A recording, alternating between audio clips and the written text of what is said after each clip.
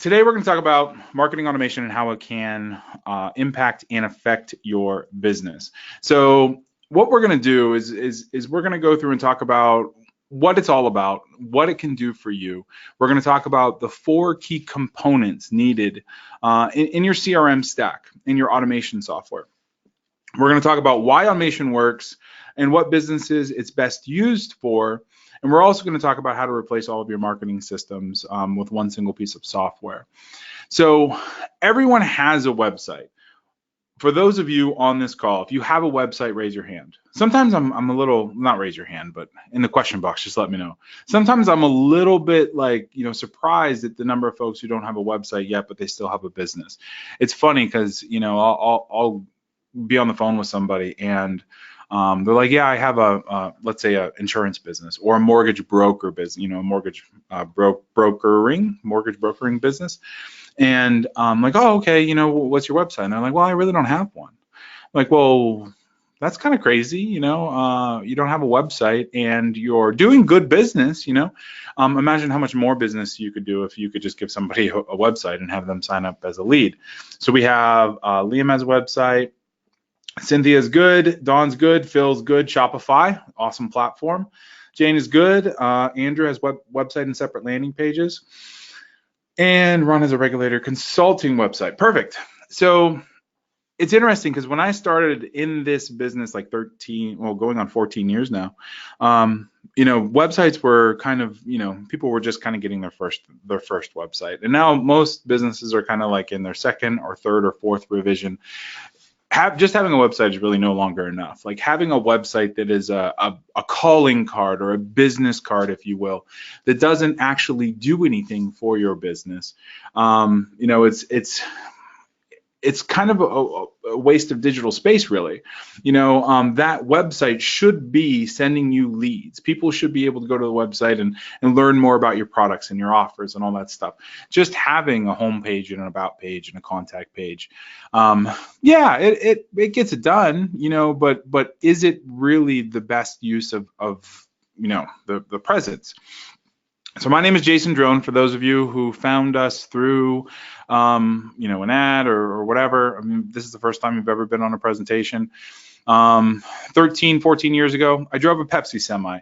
I don't really relate to that anymore, but that's kind of my background, So I started working at Pepsi right out of high school. When I was at Pepsi, I went to college, finished with 2 degrees in 5 years. And then my junior year, I started what is now this business. So that was 13, 14 years ago. So I know what it is like to work your ass off, for 60 hours a week and not have the ability to do something on a Tuesday night or whatever, Then I also know what it means to work your ass off, for yourself in your own business and be struggling to make ends meet. So I understand that part too.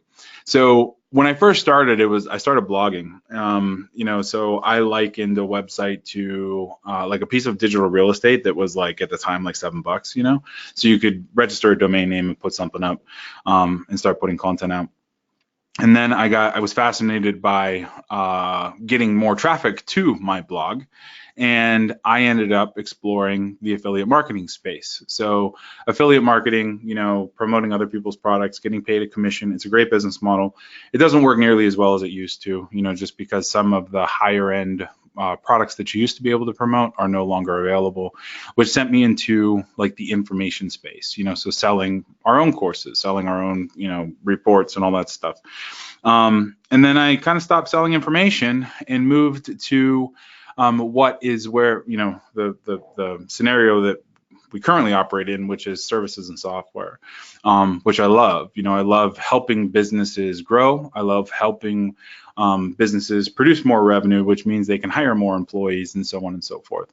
And I also love the fact that software, when done right, when built right, when it has the right vision, software can help reduce hundreds of hours of workload a week. It can help make things easier. It can help make things more automatic. So really between the marketing services side and then the software side, where I work, where I play really is in the intersection of both of those things. So we have a lot of clients that we do a lot of sales funnels and ad management for, and then we have a lot of people who just use our software. And the nice thing about that is I can build the software that our clients need. I understand the pain points of CRMs and of order forms and whatever. I can understand where a lot of the hesitance and dismay comes in using new technology, because we actually deal with it every day with clients.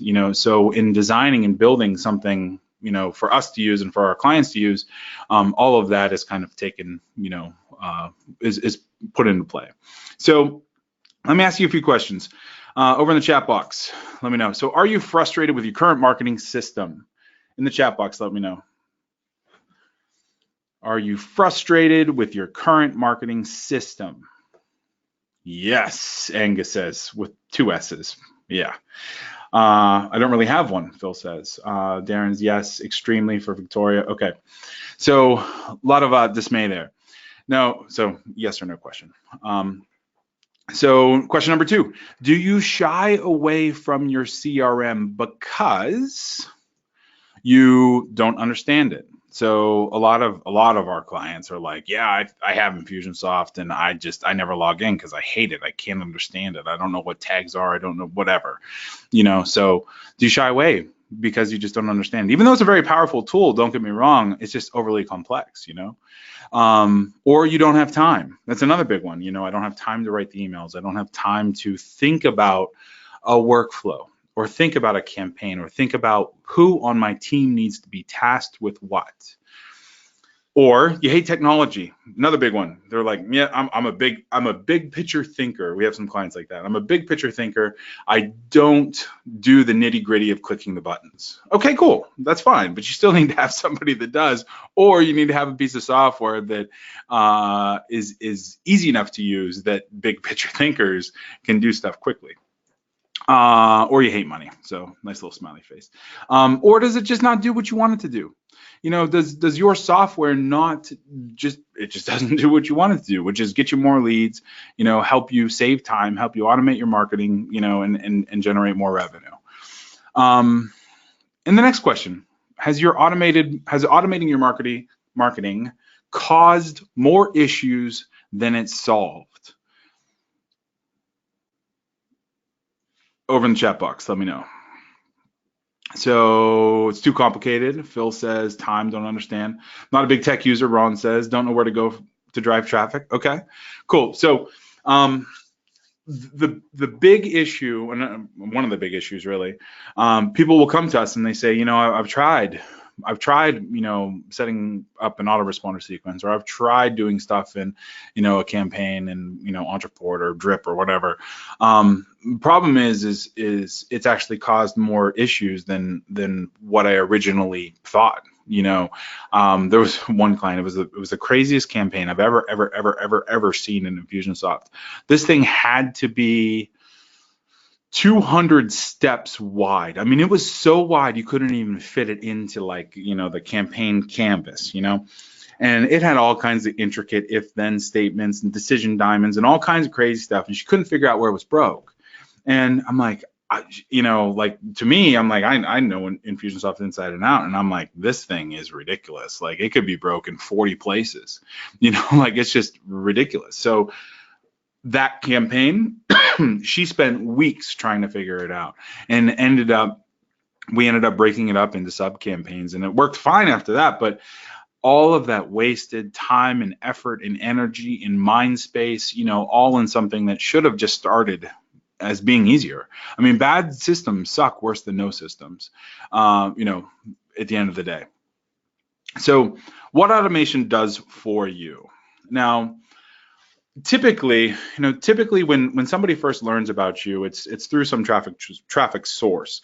So the traffic source, it might be Google, it might be a paid ad, it might be a Facebook page post, it might be Instagram, whatever.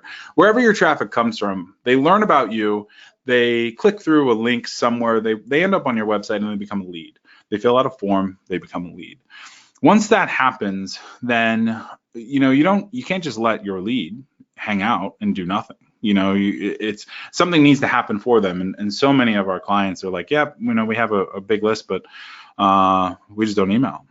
We don't email them. We don't send them stuff. We don't even send them blog posts or like nurture the relationship. At the end of the day, what you will find is the relationship with your customer, your prospect, that one person, is really what a CRM is all about. It's how can you help that person understand your business better so they can make a better buying decision. So that is done through messages, is done by tagging, certain individuals, is done by putting them in campaigns, and helping them understand what it is you do. So all CRMs are made up of really 2 to 3 things. You have your trigger. So the trigger is, how did that person, find you? Did they fill out a form? Did they hit a web page? And then you have your campaign. So your campaign is made up of emails, texts, calls, print postcards. All of that outbound stuff is really, the material that is in the campaign. The triggers, form. It could be logic. It could be, if they do this, go here. If they do that, go somewhere else. So really, to get a customer, prospects go through the exact same process every time. They automate, campaigns automate repetitive tasks, so you don't have to do them manually. And they make your marketing as a predictable process. Oftentimes, when we're working with clients, they're like, okay, we're launching. When is our first customer going to come? And I'm like, well, that's a great question. It's kind of a trick question, but it's a great question. And the reason is because in order to get a customer, first, somebody needs to opt into your website, and then they need to go and get some emails about the thing they just opted in for, because nobody ever opts into a form that, just isn't going to give them something, so whether it's a spreadsheet or a lead magnet or, a webinar or a video or a course or, whatever, free training, they're always going to be opting in for something. So your first responsibility is to get them that something. Then you can put them in a nurture sequence. So the nurture sequence is like, here's what we do. Here's, some links to our blog. Here's a little bit about the founders. Here's links to the social media profiles, whatever is going to help, whatever's going to help bond them to you. Like whenever I think of, customer acquisition, I have this picture of a mountain. So the mountain is off, in the distance, it's snow-capped, there's a thunderclouds over top of it. And when a customer signs up for you, they are either moving closer to the mountain or they are moving farther away. Everything you need to, all the messages, all the campaigns, all the, everything you do needs to move them closer to scaling that mountain. Because the closer they move to scaling the mountain, the more likely it is that you're going to get a buyer, you're going to get a customer.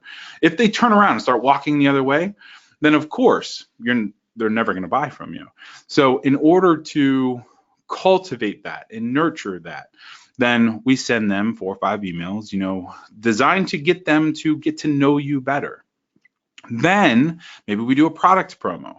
We introduce them to a physical product you have or a digital product, or, a lot of marketers like to, put like $7 tripwires here or whatever, whatever it is you have in your portfolio or your repertoire, that's what you would promote. Then it's not just enough to send the product emails. Then that person needs to click through the email, visit your sales page. Then they need to go to the order form, pull out their credit card and buy, which puts them in like a product purchase sequence, and they get added into a buyer fulfillment sequence. So getting buyers, getting customers is a lot. There's more moving parts than just, asking the question, when am I going to get buyers? Because each one of these things represents not a hurdle, but it represents like a doorway they need to step through to move on to the next piece. So your CRM stack is really responsible for moving them through that buyer journey. So the first thing you have is your contact records. So your contact record is where the customer lives, digitally at least, where all their their data lives. You need their general information. Of course, you need their first name, last name, you need their email, their phone number, but then ideally you also need some detailed information, like things you would ask on a survey. How many, let's see. We have a lot of real estate clients, so some of their detailed info might be how many beds, how many baths, when was the roof remodeled, or when was the roof replaced, when was the furnace replaced, like stuff like that. All of that should live in the customer record associated with that customer, so that later, when a sales rep goes, or when this person calls in or whatever, they can just pull up one contact record and they have access to everything. It's not strewn about in 3 or 4 or 5 different places amongst spreadsheets and amongst stuff that is hanging out on somebody's computer. You also want to see the history, and the history is really important, especially when it comes to like paid traffic. You want to see what tags this person has, like where they've been previously in your marketing system. What reports did they download? What campaigns, what sequences have they gone through? What pages did they visit? Like I had a meeting the other day with a bank, and I was like, if you have one visitor who goes to 4 pages on your website about commercial lending and you have their phone number, you should really be able to get a notification that says, hey, call this person, they're interested in commercial lending. So the better you can understand your contact, your customer, then the better you're able to sell to that person. Then of course, any tasks associated with that person, any purchases that they would have made, and their overall lifetime value. So all good metrics. Their lifetime value is nice because you can sort based on it. So you can send things to your best buyers, So the email automation piece is paramount in email automation, message automation, however you want to term it. So the ability to send emails out to buyers or send emails out to prospects, email is one of the best communication tools. From an ROI standpoint, email still works better than most everything else. And you need a simple campaign builder. And this is the biggest issue.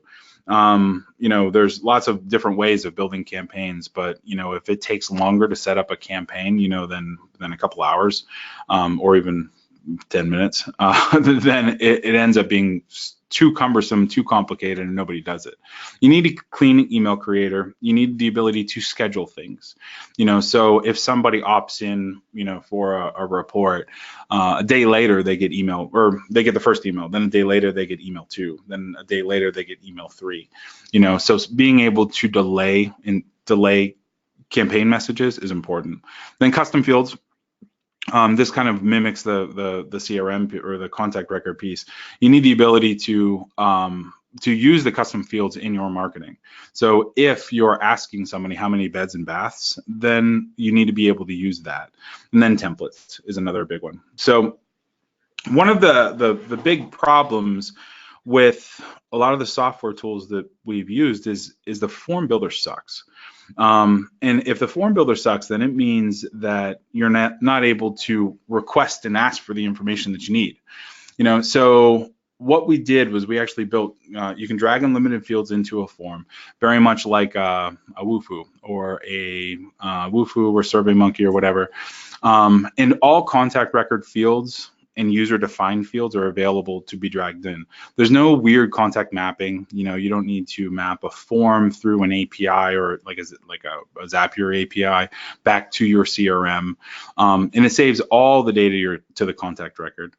And then you can easily build extremely custom forms. So we have a business funding client that we're actually, we just rolled him out, and we're building a full survey inside Axis, and it's no additional software. All that information saves directly to the customer record. So you're able to combine a couple different pieces of software nicely. And then you need clean landing pages, clean sales pages that actually convert. So one of the things that we implemented inside Axis is a landing page builder that actually converts better than pretty much anything else we've ever seen. And most of it is because we test the pages ruthlessly, for our clients and for our own stuff. So landing pages, sales pages, confirmation pages, video pages, scheduling pages, and automated webinar pages. So in doing a lot of automated webinars, we have found that the actual webinar tool, like the automated webinar functionality, is kind of cumbersome. It's hard to set up, and really you don't need that tool. You can just have a collection of 4 pages and a countdown that actually moves people, one to the next. And this is a live webinar, just saying, and then some of the maps to your domain. One of the biggest drawbacks in terms of time and CRMs is the ability to write email copy. So it's always been something that we've always sold the Scriptly product, and it's always been our best seller. But what we did, and some of the inspiration behind putting it into a CRM itself, is because if we're writing the copy, we might as well be sending it, for clients as well.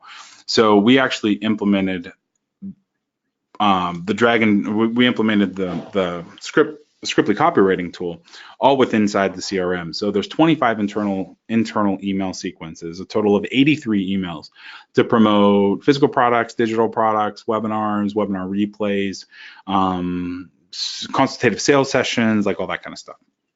And then there's over 700 emails pre-written for affiliate sequences. So there's 20 different niches for affiliates that all of that stuff, it's already pre-written, you go through, fill out a little form, it drops it into the emails, and then you can schedule and automate from there. So fill in the blank forms, email sequences done in minutes. I'll show you this in a little bit. And the best niches for automation. So we've done a lot of work in the service agency, like marketing, consulting, all of that. The biggest thing with the service agency is somebody is coming to you to solve a problem.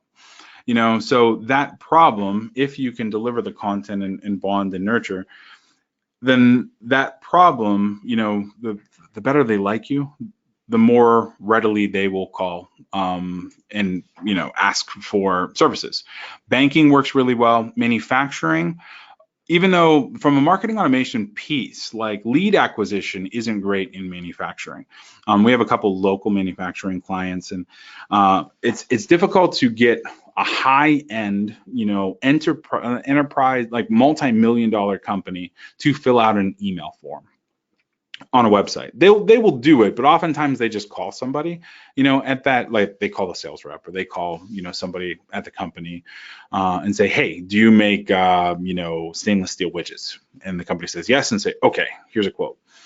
What we have found from an automation standpoint is it's much more intuitive to start using automation in the bidding process, or the bidding or the proposal process. So being able to send a document out in an email and then automatically reply, saying, is the price too high? Is it too low? Like that kind of thing. So it's all stuff we're working on from a manufacturing standpoint. Legal's another one, legal and law. Another great place for automation. We have a lot of real estate clients who use marketing automation, both for sellers and buyers. So for people who are selling their property, whether it's a distressed homeowner or it was something that was willed to them or whatever. So in different geographic areas around the country. And then also buyers or investors. So people who they have the capital and they want to invest it in real estate, but they don't necessarily they're not sourcing properties themselves. So 2 different sides of the same coin, but automation works really well. Small and medium business always need solutions for marketing. E-commerce is another one. So if you have a Shopify store set up, Shopify itself has pretty weak email marketing. They have some shopping cart abandonment and stuff in there, which is kind of cool. But it's difficult to do too much from an email prospecting side with physical products, with the exception of like discount codes and a lot of the physical product companies who are more content heavy. They have they put out a lot of videos, whether it's Instagram or Facebook, and it's a little bit easier to drive like prospect email lists. and then convert them into buyers. Insurance is another one. Business services kind of goes with the service agency. Online education and traditional education. Education all around really is great for marketing automation. So we've implemented campaigns in each of those niches. So up until now, really Infusionsoft, Ontraport, Salesforce, ActiveCampaign. You guys mentioned quite a few of them in the comments earlier. Aweber, ConvertKit, Drip, Zoho. Like we've been in and worked in these platforms forever, which also means that we know all of the heartache and issues with them. All of the ways that we've needed to work around a solution, because Infusionsoft doesn't send a text message unless it's added in a campaign, like stuff like that. You can't upload more than one document in Infusionsoft, and you can't necessarily even add it to like a form. So that was really a lot of the inspiration, to building our own CRM. I mean, we do things like create landing pages for lead generation, build, write, set up, and work leads through a sales pipeline, write and set up nurture campaigns for clients, build the product up, upsell campaigns, roll out high ticket coaching and consultative sales call campaigns. And we integrate campaign emails, we integrate text messages, we integrate call scheduling, file upload, document signing, product order forms, like you name it. But it all comes back to this idea of campaign. So you have your trigger, the trigger goes into a message, and then the message goes into, when the message, the campaign is completed, it ends up in a goal. So here's the thing. Software really should be simple enough that you don't need a team to do what you need to do. Picking the right one is totally about what you need it to do. The marketing that you need to pull off in your business is what that software should be capable of. So the way I see it is there's really kind of three classes of CRM. Class one, it's very easy to use. Email is a primary message medium, meaning it's really great at email and sucks at everything else, or it can't do anything else. And these usually have some good campaign builders. The problem is they don't have rules, so you don't necessarily have any way to trigger automation for the most part. There's no phone, no text, no print, and there's no marketplace. So you can't add functionality very easily. So like Aweber, ConvertKit, Drip, ActiveCampaign would all be considered like class 1 CRMs. Then you have class 2 CRM, which they use rules as triggers. There's task management oftentimes, there's marketplace with some integrations. Most of those integrations are like a third party kind of middleware. You have many message mediums. So you can send texts, you can send emails, all that stuff. They're much more difficult to set up and understand. You actually need the onboarding. You need a team to be able to support you in that. There's very little sales pipeline, and they're difficult for phone sales. So if you're selling something that is more complicated, then you're not able to get what you need out of the CRM. So Infusionsoft and Ontraport are two examples of that. Then you have a class 3 CRM, which it can do everything. It has great sales pipelines, very visual sales workflow, and it has very extensive like APIs and functionality, meaning you can tie anything in the world into it, but they're expensive, they're super high learning curve, and they need implementation. So Salesforce, HubSpot would be two examples there. The expensive piece is the most notorious. So really, like in looking at the CRMs, the biggest challenge is, when your business grows, you need to move from one to the next to the next. And when you move, you're exporting all of your lists, and moving them into the next platform. You're exporting all of your emails and campaign information and all of that other stuff, moving it into the next platform. Then when you grow a little bit more, let's say you want to start doing phone sales, then you have to move to the next platform. So in the 10 years that your business is alive and scaling, you might move to 3 or 4 or 5 different platforms, not just because you need to, just because that is just because that is where the functionality lives. So in putting together like a CRM that works with smaller businesses and also works with large businesses, we need to complete contact records. We need easy to use automation. We need something that is extensible through a marketplace. So you can add functionality to it by just clicking a button, as opposed to needing to upend your entire world, and then move into another platform, learn another platform, and then go from there. And we needed something that was easy to use. Needed something that would grow with your business. We had to be able to bolt on whatever functionality that you need without any middleware. So we're not talking like, there's a plus this integration or a Zapier integration that then, charges you money for that. And then there's an additional fee for whatever you're integrating to. And we needed to be able to be scalable from like 500 contacts to 500,000 contacts at the drop of a hat. So what we did is we built Access. Now, because we've been building campaigns in these tools for years, and we know firsthand where each of the issues are, all the weird things that existing apps don't do were really the first things that we built into Access. So, do you guys want to check it out? I'll go through and do a live demo. We're going to build a campaign if that's cool. All right. Stefano says, heck yeah. All right, we've got a bunch of yeses. All right, so I'm going to pull up a browser and we are going to go live. Angus says, please do it now. That's funny. I like you. All right, guys, let's see.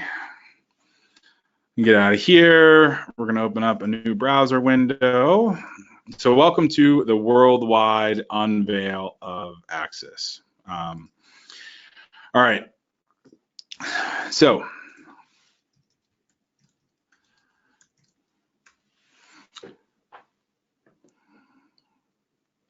we are logged in. Everybody see my screen?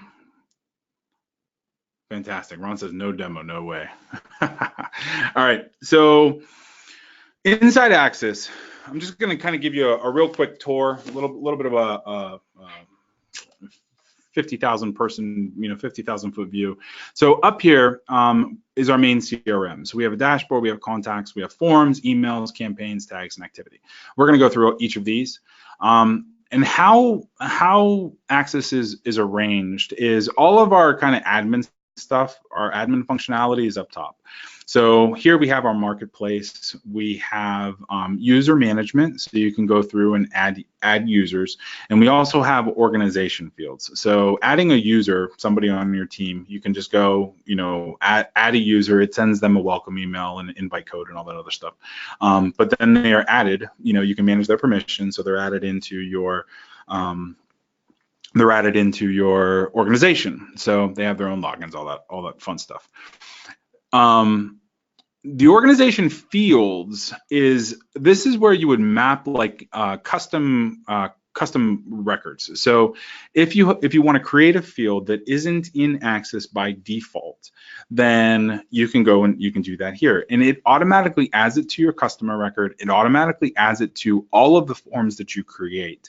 So again, it's drag and droppable. Like you go here, you don't have to map weird domains or anything else. So what we can do, let's say we want to add a new field. So in the chat box, let me know. Add a new field. What do you want me to put in here? So we can do number of users, or years in business, or it's the development team loves talking about boats, like how big is the boat motor, just because it's a fictitious thing. But all right, Andrew says, how many boats do they own? Okay, number of boats. All right, so number of boats in the field alias, perfect. So we're gonna say save. Now we have number of boats, awesome. So we're gonna use this in a minute. We're gonna drag it into a form and you'll see how it maps automatically. So that's about it for the admin dashboard here. If you wanna go and add new applications, we can add them in the marketplace. And the applications are in this ribbon on the left-hand side. So if you want to, like, here is our email copy creator. We have the page builder, we have analytics, we have content curation. So all of those are available in the ribbon on the left-hand side. When you add something new to the marketplace, then it becomes, you know, a new icon with its new menu and the new functionality in the middle. And really the vision behind it all is, you know, if you add a piece of functionality into your CRM, you know, then it will update your reports. It will update your functionality inside the CRM. So that was a lot of the thinking as to why it's built the way it is. So we're good on this. All right. Now, and let's see, Angus said birthday. I think birthday is a field in here, but we're gonna add it anyway. All right. All right, so we got birthday and number of boats. Perfect. So now we're gonna drop down into our CRM here. CRM is made up of, we have our main dashboard. So we got some fun, pretty graphs. You know, these pretty graphs, we can end up going out 12 months or whatever. You know, you can see how your stuff looks over time. Then we have our contact record. So inside the contact record, we're just going to go in here and just, let's say we're going to click that one. So inside this contact record, you can see number of boats and birthday. So we just added these guys. So when those fields are filled out inside a form, it automatically maps to the customer record. So then we can also see from an automation standpoint what campaigns they're part of and what tags they are part of, all from within the same from within the contact details piece. Now, the forms we're really proud of. The forms, Andrew did a great job on the forms. So let's say we have this form here. It's called the action plan sign up. So we have our details, we have our description, and then we have our submission button text. Then all of that links to a campaign, and then we can add a confirmation page. And there's 3 different ways of using this form on your website. There's straight HTML, which I know is a little bit antiquated anymore, but it's really great for using in form building plugins and like Scriptly pages and you know, all of that stuff. Then we have our URL, so we can actually go and look at the URL live. And then we also have an iframe, so all pretty standard stuff. What isn't standard is the form builder itself. So the form builder is completely drag and droppable, you know. So here we're looking for first name, last name, email, phone number. We have yearly revenue, number of employees, and size of email list. Now here you can see that our number of boats field is already added. So now we can just drop it in. Now we're asking people for number of boats. So I'm just going to go in and make this nice and approachable from a text standpoint. We're going to require it, and then we're going to save changes. And what was the other? We added birthday too. So we're going to drag the birthday in. We're just going to stack that right next to it. All right. So birthday is capital B, and that'll be a required field. We're going to save the changes, and then we're going to go out and take a look at it. So now we have number of boats and birthday. So you can see how this can work as an opt-in form. It works great as an opt-in form because you have the HTML code for it. You can pop this up on a page, whatever. But it works great as a survey tool as well. So surveys, quizzes, you know, and everything is saved right back to the customer record. So you don't need 2 pieces of software to do that. You know, you just really need this form builder. Now, let's see. Now we have emails. We're going to talk about emails. We're going to do something fun for emails. We have campaigns. So again, we're going to do something fun for campaigns. We have tags. So we have all of the different tags. You know, oftentimes, like when we're building sequences or campaigns, we apply a tag like as soon as they do something, you know, and then we'll remove that tag a little bit later in the campaign, or we will use tags to move them from campaign to campaign to campaign. So this is just where you define your tags, and then we have user activity. So What I want to do though is I want to actually write the email sequence that you guys are about to receive for this replay. Is that cool? So we're going to go through, write an email sequence for, it's going to take about 2 minutes to write a 6 email sequence to promote a replay. And then we're going to go and schedule it and build a campaign. Is that cool? All right. So let's do it this way. All right. So let's say we want to do something from an email standpoint. What we're going to do is we're going to log into the email copy piece. And then we're going to create the email autoresponder. So we're going to hit the add new button, and we're going to create Access. Let's see, Access webinar replay sequence. So normally when you write email sequences, it takes like hours, if not days. It's like, or you just kind of do it piecemeal and do one email after another after another. What I'm going to show you here is going to take about 2 minutes. We're going to get all the emails done. We'll have to check them, of course, but then we're going to go through and schedule the campaign, and then we're done. So it is 3:45 right now. So we're just going to go, and I'm going to try to finish this in the next 10 minutes. It might be a little bit before that, but so. Access webinar replay sequence, we're going to choose the post webinar emails because these emails are going to be going out after the webinar. We're going to go through, hit next. Then we're going to just fill in these little questions. So our name is obviously going to be Jason Drone. The webinar name, Instant Marketing Automation Webinar. Webinar topic is going to be marketing automation and workflows. The webinar replay link, I don't have a link yet because we're obviously still recording it. So I'm just going to put a little link in there so I remember to change it out. And then we're doing the webinar today. So today's the 21st, I think, right? Yep. Then call to action is going to be book a one-on-one demo. The link to do that is going to be doneforyou.com/demo. And then the webinar benefits, I knew I was going to need to write these. So I ended up cheating and kind of going in and writing them before this, because sometimes the features and benefits take a little bit longer. Not terrible, but minutes. And I didn't want to waste a bunch of your time. So we have learn the drag and drop, blah, blah, blah. Then we have find out how to close more sales. And then we have discover one simple tool. All right. And then we have plus so much more. So here, we're all done. We can add a benefit here if we want, but we're just going to go ahead and click next. And what the software does is it actually generates. So we have email 1, subject. Email 2, subject, email 3, subject, email 4, subject, and then email 5. So what I like to tell people with these, or there's actually a 6th email down here, it's just short, email 6, closing. And what I like to tell people about these is you want to go through these emails. They're 90% done. So, but there might be something in them that you want to change. You might want to tell a little bit more of your story. You might want to, show a little bit more your personality, in the emails. But from a conversion standpoint, they're written great.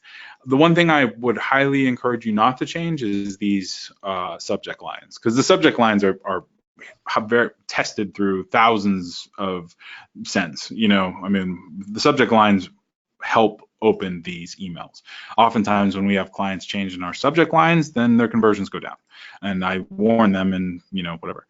So here, did you get a chance to watch the replay of the webinar we did on Thursday? Link. Then we got some features and benefits that we put in at the end of the webinar. I invited folks to book a one-on-one demo here. Boom, boom, boom, and then so on and so forth. So that's it. So our emails are done. Now check this out. So we're going to need a page that this webinar lives on. So we need to write or create a page that has the video piece. So we're going to go ahead and just create, let's say, a webinar. Oops. There we go. All right. So, oops. Here, let me see. All right. I think I hit a wrong button. Anyway, we'll come back to that. All right. So from a CRM standpoint, if we go into emails now and we filter them, check this out. So we go access. So we have 5 emails that are already written.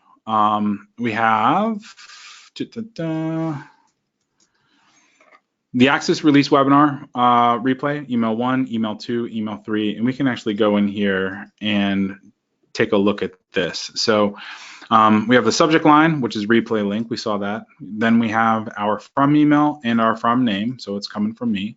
And then we have, hopefully you didn't miss the training call yesterday, blah, blah, blah. We have all the text for the webinar, delivered right here. So this email, we need a link. We already have a sign off, so we can add images. We can, double space them or single space them or make them slimmer or whatever. But everything is here ready. So what we're going to do is we are going to create a campaign. The campaign is going to be Access Webinar Replay. And so we create the campaign, we go into automation. Now, there's a couple different ways that somebody is going to be added to this campaign. Because we're using GoToWebinar Live, what I'm going to do is I'm going to be downloading the list of people who signed up, for this webinar, and I'm going to upload them into Access. So when I upload them, I'm also going to attach a tag. So the tag is going to be, let's see, Access Webinar registrations. So we're going to save changes. You see that it has been added. So we have Access Webinar registrations right there. Then what we're going to do is we're going to go back to campaigns. We are going to go to Access Webinar Replay, and then we are going to add webinar registration, there it is, Access Webinar registration. So our entry points are our triggers. So we're going to pull the tag up, and when this tag fires, that means that it's the first step in the campaign that we're about to build. We can also add tags, so like here, if somebody signed up for the webinar, or add the forms, we can add. If somebody signed up for the forms, then we can drag that form in, and then that will start the campaign. So then we have our emails. So we have Access Release Email 1. Then we have Access Release Email. That's the same one. So we're just going to throw that one away. Let's see. We have Email 2.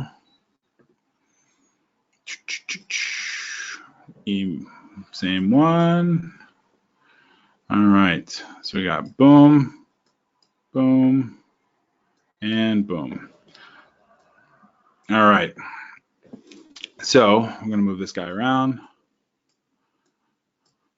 Let's see, save him. Now what we're gonna do is we're gonna add some delays in. So once we go in and add all of our emails to the sequence, then we're going to move them around we're going to add some delays. So the first delay is, let's say it's going to be 4 hours. So we're going to have 4 hours. Then the next email goes out. We have a delay.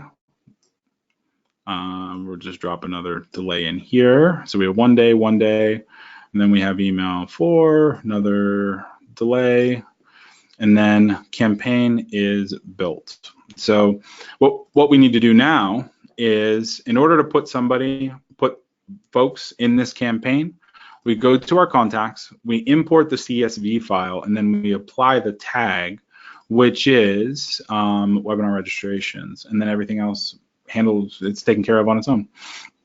So some of the other functionality that we're adding into the CRM, we have analytics. So we have some analytics it will go through and monitor funnel conversions. So like step 1, step 2, step 3, how people are moving through.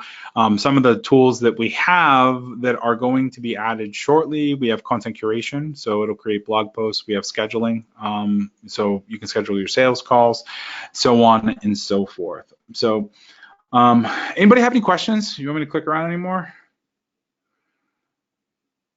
All right, let me just check. Okay, we've got some questions here.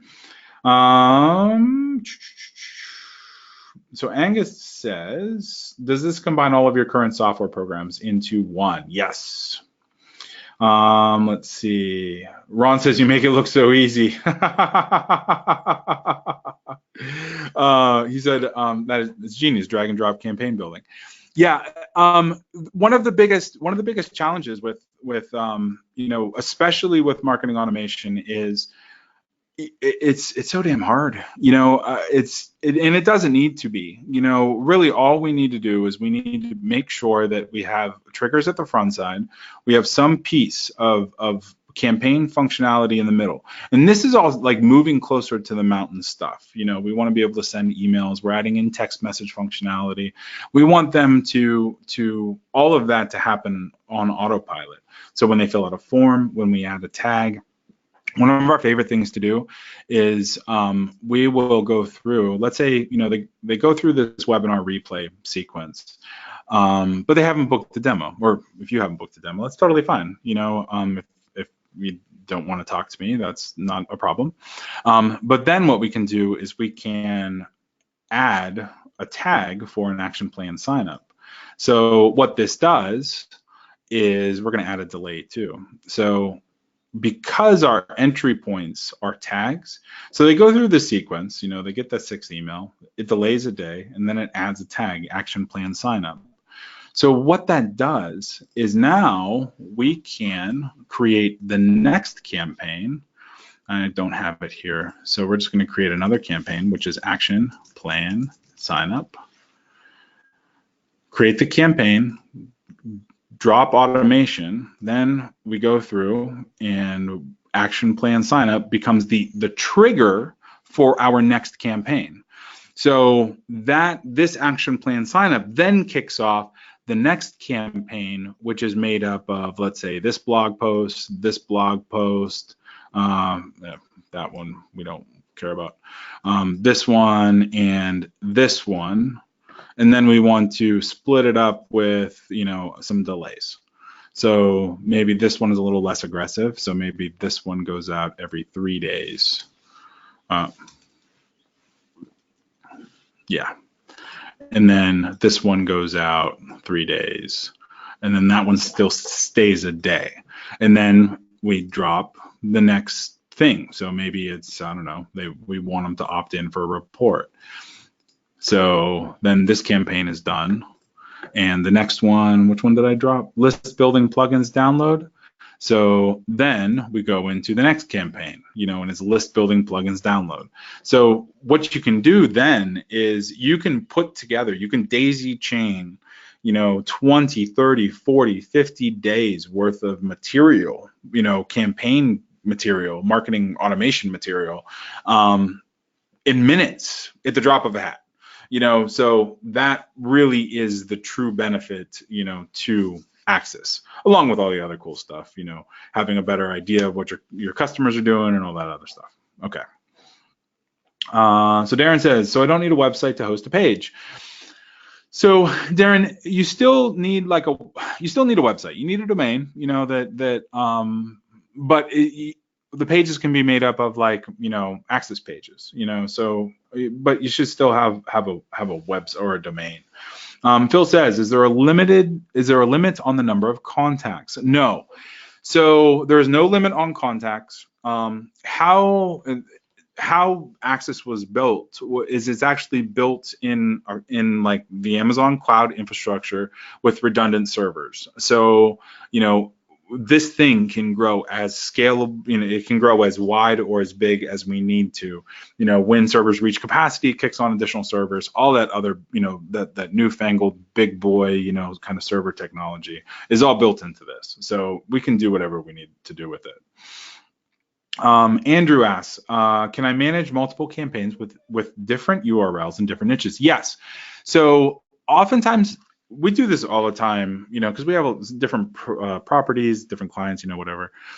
So a lot of times what we'll do is, first of all, we could set you up with different organizations.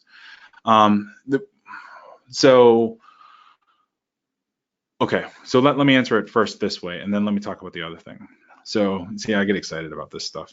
So what we could do is under forms, you can actually, let's say like this is property 1. So any form related to website 1 has this little tag, form, whatever.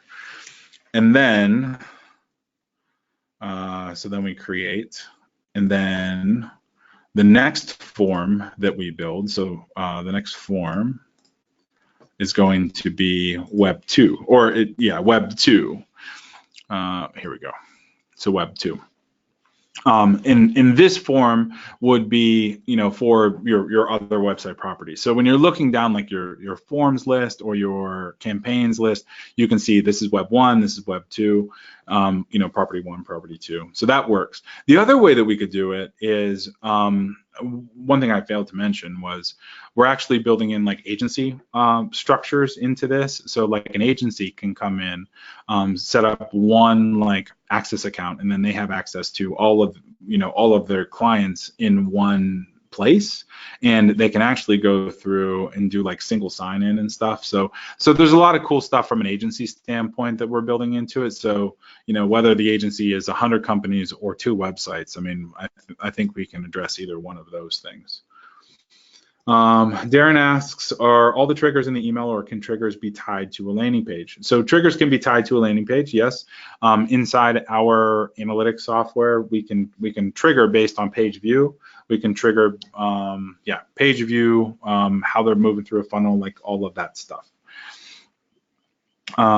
Phil says, can the delays be relative to a date in the customer's record, like a purchase date? Yes, they can. They can be relative to a date. Yep. All right, let's see. Graham, is there any limit on the number of emails that can be sent each month? No. So you can send as many emails as you want. How we are going to price it is contact records and users. You can send as many emails to those folks as you want. So obviously, from a server standpoint, like let's say you had 10,000 users and you sent each of those 10,000 users an email every day for 30 days. That's, what, 3 million? Yeah. 300,000? Yeah, 300,000 emails. So there's cost involved with sending emails, with sending text messages. So we just need to make sure that those are in line. But yeah, I mean, we're good. Let's see. Angus says, what about email blocking through your server? I guess I mean rate of deliverability of emails through your system. So we actually use an SMTP relay service, which handles a lot of that for us. So deliverability is 97% with them. Darren asked a great question. Live help, chat only, user manuals. All right, so let's go ahead and we're going to finish this presentation. We can come back to some demo stuff if you want, but ideally, you and I jump on a one-on-one demo, and we can kind of walk through everything, everything that you want, figure out if it works and stuff. So we're just going to kick back to this. So book your one-on-one demo, doneforyou.com/demo. It's pages up, so you can go ahead and book. So I've been where you are, frustrated that I can't understand or do what I've got in my head with my company's marketing. That's how it used to be. I swear, I logged into Zoho CRM the other day and my head about exploded. Jeff too. I don't know if Jeff is my right hand, and we logged in, like we know what we're doing in CRMs, and it was just ridiculous. You can spend years of trial and error plus a small fortune trying to cobble together a different variety of software solutions that may or may not work. So to see if this is right for you, to see if Access is a solution that you can build your business in, we want to do a one-on-one demo. So actually type it into your browser, and that thing. To schedule a free call with me. We're going to talk about you. We're going to talk about your business. We're going to brainstorm how marketing automation can change your business, that can help you grow faster, can scale your revenue.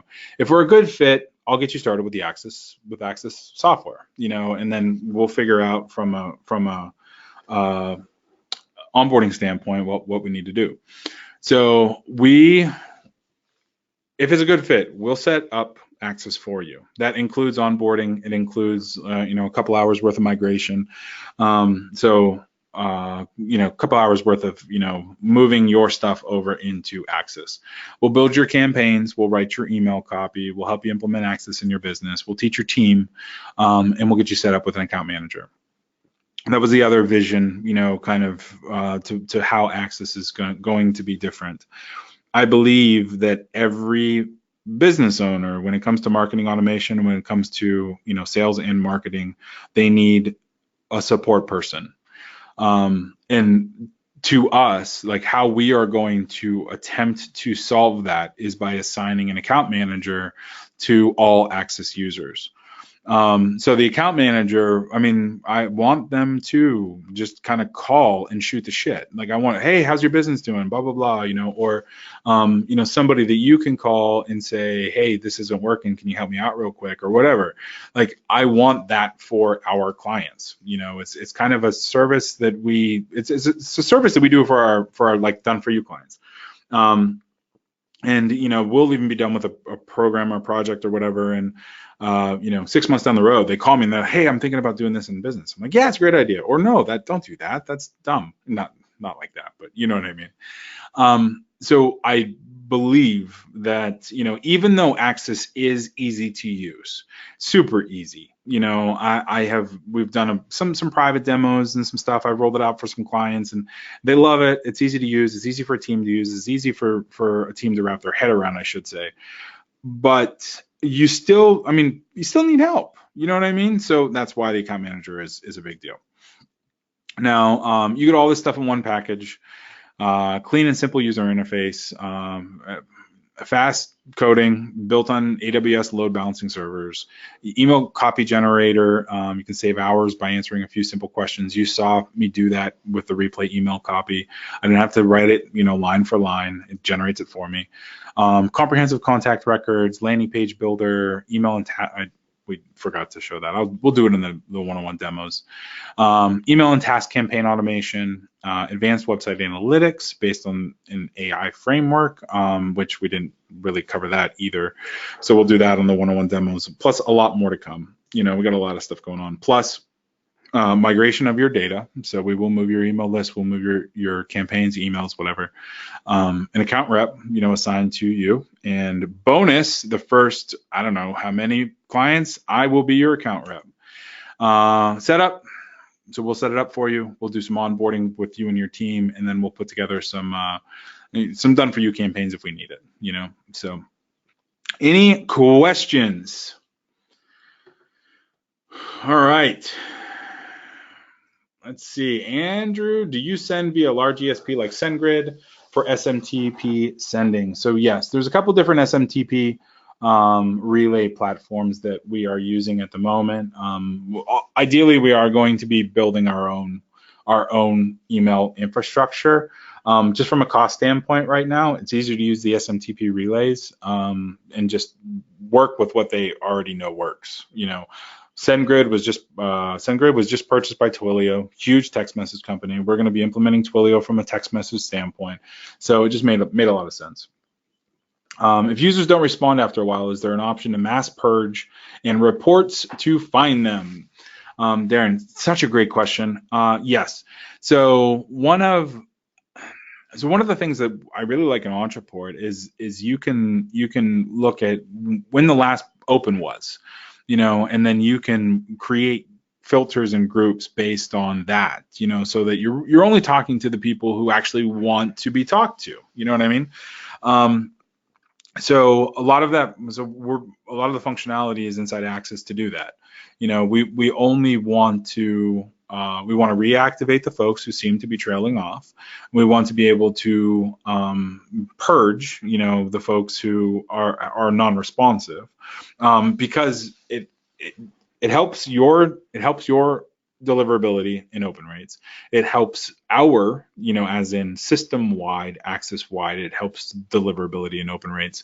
And a lot of software doesn't take that into consideration. Like, it is almost impossible to do it in Infusionsoft. There was vertical response. We have a client that has 44,000 email contact list, and I've looked forever, inside of his CRM to see if I could find like an activity score, because his open rate is like 2.3%, and he gets, 800, 1,200, 1,500 opens depending on the email. But I'm like, well, if the open rate is 2 or 3%, like, how many people are just don't care anymore? Like, we just need to get them off of this list, and there's no functionality built in for it. Let's see. Andrew says, I use another page builder where I can I still use that as well? Will it require Zapier integration? So yes, most page builders let you input HTML form code. So that HTML form code, if there's a page builder you're familiar with, you like it, that Access's HTML form code can go right into that page builder, and then all of your leads come into Access, which is totally fine. Maurice, is there a replay? Yes, I'll make sure there's a replay. We are recording, so that's good. Brett says, cover pricing. So from a pricing standpoint, there's 2 different ways we're going about it. So we want to, first of all, it's dependent on the number of emails and the number of users you have.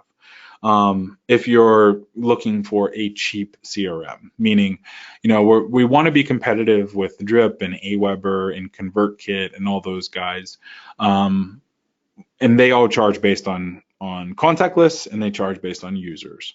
And we want to be in the Salesforce, HubSpot, Infusionsoft space, so that's why there's so much additional functionality. So how we're going to do it is if we're just being, if Access is just a CRM, then it will be users and contact list. And then you can add apps. I mean, you could add the email copy app from the marketplace. You can add the page builder app from the marketplace. So it becomes extensible, for your business. You can do what you want to do, and Access grows with your business. The other way to do it is, like a managed CRM, which is, we have a package of 25,000 contacts, unlimited email sends, unlimited users, and we manage it for you. So it really just depends on what level of, where you want to be with the business. You know what I mean?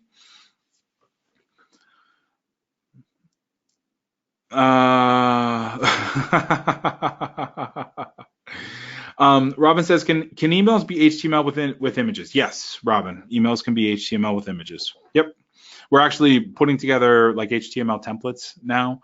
The first and most important thing was just making sure that it was a clean interface, and we're building like an HTML template builder at the moment. And then Graham says, can your automation handle whether leads open emails or clicked on a link in an email as the trigger to manage other tags? Yes. Yep, exactly. So if somebody clicked the link, somebody opened an email, then a tag gets applied, and then it goes from there. Andrew says, please don't leave us hanging on for pricing. Unfortunately,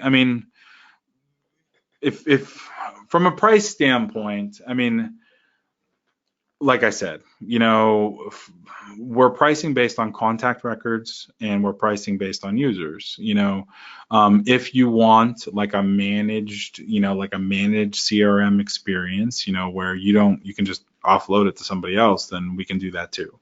If you have a list of 2,500 people, $79, I think, is what the pricing is. So it's good. It's like I said, competitive with other tools.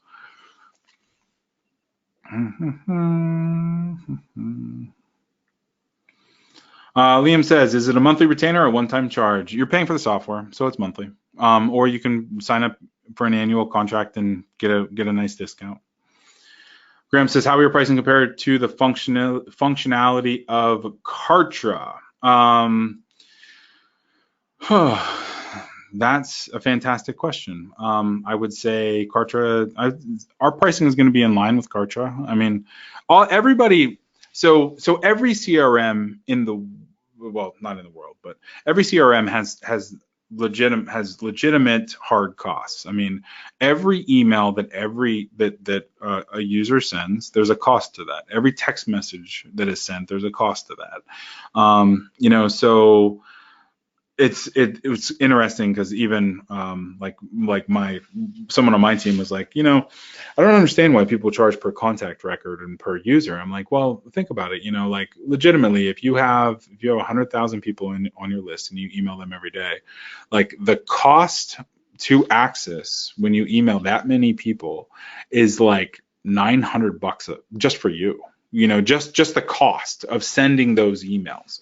So, more contacts equals more the ability to send more emails, more users, So, I mean, they're pretty fixed costs. I mean, so it's not something that, I can just say, well, we're going to undercut everybody and, that'll be that. You know what I mean? So let's see. Ron says, how about if I already have some of your other products? If you already have some of the other products, I mean, then we'll figure it out. Just book a demo. Go ahead, book a demo, and we'll go from there. I'll give you discounts on access. Yeah. And Brett said, I love this. Thank you. Appreciate it. And Liam says, thank you. Awesome. So Ron asks, how does text messaging work? Okay. So how text messaging works. So this is it's an interesting story. So we have a client, and I love this client dearly. We all love this client dearly. And I'm sitting with my wife. We're watching some Netflix show or whatever on a Saturday. So Saturday, 9 p.m., we're about ready to turn in for the night. And I get this frantic freaking text message from a client. And he's like, hey, we need, he's at a live 3-day event. He's like, we need this text message sent to everybody who signed up, who showed up today at the event. And I was like, okay, I'll take care of it, whatever. How hard could it be? So a text message is already set up inside of his Infusionsoft account. No big deal, So I log in. Jeff was off doing something, and I log into Infusionsoft. I'm like, how the hell do you send this freaking text message? So basically how Infusionsoft works is Infusionsoft obviously handles the contact record and the campaigns. Then you add an integration called Plus This, which then links you up with Twilio. So you have to pay for Plus This. You have to pay for per text message that Twilio sends. And you need both pieces of software in order to send the text message. So you can't just log in and then send text message because the contact record needs, is responsible for who to send it to. So what I had to do, and it took me like 45 minutes to do this, what I had to do was I had to create a new one-off campaign. That one-off campaign had a timer and a text message, and then I had to go through and find all the people who had checked in that day, add them manually all to this campaign, and then the text message sent. And I was like, this is not like a 45-minute problem. This is like a 30-second problem. You know what I mean? So like the day after we build, we put together like the framework for what we're doing on Axis, which is, you tie in with Twilio directly, no middleware. And then, so Twilio, sends a text message, and then it's just like sending an email. You just, who is it from? Who is it to? What is the message? Boom, send. If you want to automate that, you can drop it in a campaign, boom. So that's how the text messaging works. All right, let's see. What else we got? Yeah, so basically on the demo call, we're going to go through, talk about your business, talk about, how you run things, because marketing automation, it's at the end of the day, your marketing stack, your CRM stack needs to support your business. So everything that we build needs to support you and how you do things and how you run things. so that's one of the reasons, like when we get on this demo call, my first, well, after like, what is the weather like? And somewhere warm, somewhere warmer than where I am, my first question is going to be, okay, tell me about your business, and tell me about the process, the workflow of your business. Because every business is a little bit different. I mean, prospects come in, leads come in, customers come in, whatever. They come through the front door, they come through the website, they fill out a form, and then what happens? And that's where we really get into the nitty gritty. Like, do we send out a report? Do we send out a video? Do they need a callback? And then what happens when they don't answer the call? What happens when your customer doesn't answer? It is then another task triggered to answer, or to call them back 2 hours later, or, where are people falling through the cracks? That's really what I'm getting at. So all the marketing needs to support that process, that mission, which is to get somebody on the phone, let's say, or saying yes to your offer, or buying your thing. That's what automation needs to do. So it isn't a cookie cutter approach. It's not like I can, just give you freaking templates and say, here, have fun, see you later, bye. We can make the software do what, we can make it dance, we can make it do what you need it to do, but we need to understand your process first, which is why this demo is important. At the end of the day, that's why we're asking for a demo. That's why I'm not just saying, here, click a button, go buy something that, maybe it's not a great idea. Maybe it won't work. I mean, it will work, but, I have seen, so many of our clients, like so many, come to us with like Infusionsoft.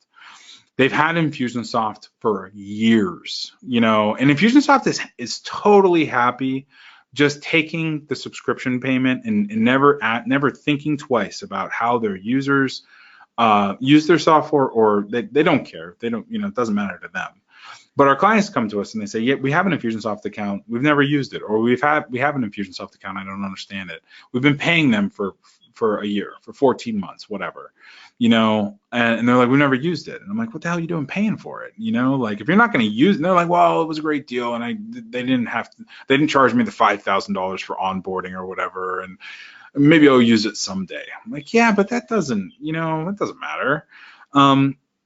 And that's why we're having this demo first, is because I don't want you signing up for Access, picking a plan, whatever, and then not using it in your business. Like, I want to help you use Access. That's why we do what we do, because we want to help business owners grow their business. So, all right. So, any other questions? Let's see. Questions. All right. Some of the features that we have coming. So, Access, the inspiration behind Access was to be a business growth platform. And I actually recorded a couple of videos. You're going to see them come out in Facebook and email and stuff over the next week or so. But every piece of marketing needs to be centered around a contact, and that's why the CRM is crucial, to this entire, to all of the marketing that we do, and how Access is built. And it's all kind of built right around like the customer record. So when we set out to build Access, we knew it was going to be a big build. 7-8 months we've been building this thing, and we knew that we wanted it to be more than just a CRM, so we wanted to include content curation. We wanted to include scheduling. There are things that we had no idea that we wanted to include that we are now including. One of them was a client question. So we're including like document upload, so that everything is managed from a customer record, multiple document upload, so that, and then we'll probably end up doing like document signing services and stuff like that, like way down the road, but the fun thing is we're able to build what our clients and what our users want us to build.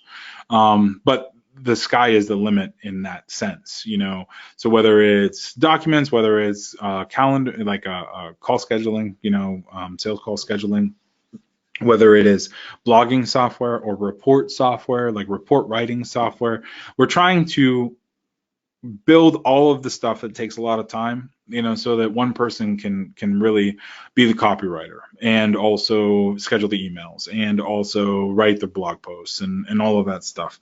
You don't need, a team of 8 to do it. The team of 8 that was doing it can go and go do other things, that are a little bit better use of their time. So that's the idea behind it. So any last thoughts? Dale says, what does it cost? As I said, the cost is depending on, how many contacts you have, how many users you have, how many users you want who are in your business who need access to the CRM. It also is dependent on, whether you want the page builder, whether you want the email copy, like all of that stuff. So it's just not a question that I can answer just without knowing your business and your situation. Brett says, do you have a scheduling calendar for clients to schedule a one-on-one call with us? Do you have a scheduling calendar for clients to schedule a one-on-one call with us? Yes, I do. So there is a schedule. We have a call scheduling software that is, we're adding it into Access. It's a little bit off, but I mean, we are throwing it in there. Angus says, what is time slots? That is time slots. Yes. So time slots is the call scheduling software. It's not going to be sold as time slots anymore. We're adding it into Access. So basically, like all the software tools that we've built and, over the last 4 or 5 years, they're all pieces of Access, and they're all joined together by the customer record. So all of them form a much greater whole. Cool. And Ron said he's scheduled the call. Fantastic. Yeah. So if you go to the demo page, I'll just pull it up here. But if you go to the demo page, then just click the little button. It's going to ask you some questions, schedule a software demo, like that kind of thing.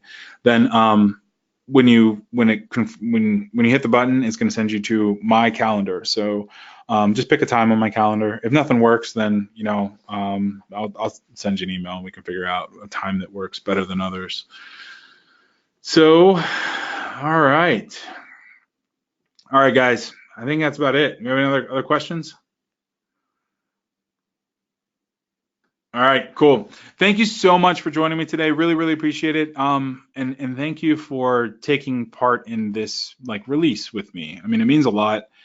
We've done a lot of work on Access, and now that this is out, now that this kind of first introductory thing is out, then we have a lot of content, we have a lot of videos, a lot of stuff that we're going to start dropping, now that you guys all know my secret. So now that we are all in the light, then we can all start doing some cool shit. So I'll talk to you guys soon. All right, thanks.